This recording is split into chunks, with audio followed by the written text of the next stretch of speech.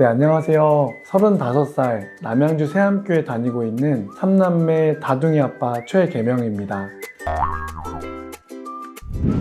저는 이제 외동으로 자랐어요. 그래서 이 가족이 북적북적했으면 좋겠다 이런 생각을 그냥 막연히 갖고 있었는데, 어느 날 이제 성경 창세기를 보는데 아담과 하와한테 하나님께서 처음 명령하신 거, 생육하고 번성하라, 땅에 충만하라. 저한테도 그 말씀이 와닿았어요. 그래서 생육하고 번성하고 땅에 충만하는 게 하나님께서 주신 사명이고 비전이고 그 축복이구나.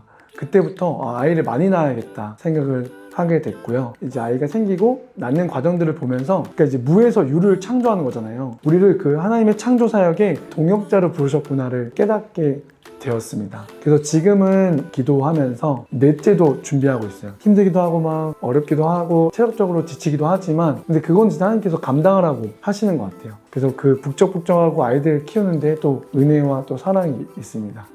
네, 지금 저희는 3남매고 6살, 4살, 2살인데요. 자녀들을 예수님의 제자로 만드는 것에 대해서 더 초점을 가지고 성경을 가르치고 이 아이들과 함께 가정 예배하면서 양육하려고 지금 열심히 이제 홈스쿨을 해보고 있습니다. 홈스쿨을 하게 된 계기는 하나님께서 주신 자녀들을 어떻게 하면 믿음으로 키울까를 고민하다가, 우리도 부족하지만 이 아이들을 성경과 말씀으로 또 부모들이 본이 되면서 키워보자 라는 생각으로 시작하게 됐고요. 또 알게 하시고 열어주신 상황들을 그냥 넘어갈 수가 없는 거예요. 믿음으로 키워야 된다는 메시지도 주시고, 뭐 어떻게 믿음으로 키울까 막 찾다 보니까 조금씩 부족하지만 그냥 순종하다 보니까 여기까지 온 것 같아요. 물론 홈스쿨이 쉽지 않은 과정이고 저희 부부가 이 과정에서 포기해야 될 것들이 또 많이 있더라고요. 시간적인 부분이나 여러 가지 부분들을 포기해야 되지만, 그럼에도 아이들을 믿음으로 키우고 싶은 마음이 더 컸고 그보다도 더 큰 가치가 있다고 생각해서 시작하게 됐습니다. 홈스쿨 하다 보면 가장 큰 게 부모가 본이 돼야 되더라고요. 그러니까 뭐 너 성경 봐 하고 이제 부모가 안 할 수 없으니까, 오히려 홈스쿨 하다 보니까 이 부모들이 더 거룩해집니다. 부모들이 삶으로 보여줘야 되고 성경을 보고 암송하고 기도하는 것들을 자녀들이 보기 때문에 이 부모들이 더 거룩해지고 더 믿음으로 연단되는 과정이지 않을까 생각됩니다. 또 한편으로 두려운 마음도 있어요. 이 아이들이 이 홈스쿨을 왜 했냐고 불만하지 않을까, 막 이런 두려움도 막 순간순간 들어오거든요. 그런 거 있어요. 또 홈스쿨 하다 보면은 막 사회성 특히 걸고 넘어지거든요. 이제 이런 과정들을 막 뛰어넘어야 되는 것들도 있어요. 근데 오히려 사회성은 더 스펙트럼이 넓어지는 것 같아요. 왜냐면은 또래 친구들만 보는 게 아니고 삼촌들도 많이 만나고 이모들도 많이 만나고 어른들도 많이 만나고 하다 보니까 다양한 사람들과의 사회성이 오히려 더 커지는 것 같아요.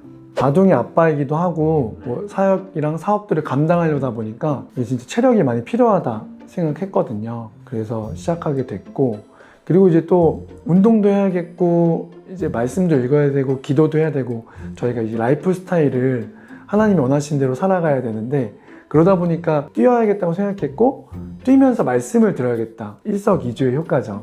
말씀도 들으면서 이제 건강도 챙겨야겠다 좀 생각을 했습니다. 이제 건강해야겠다는 생각은 누구나 하잖아요.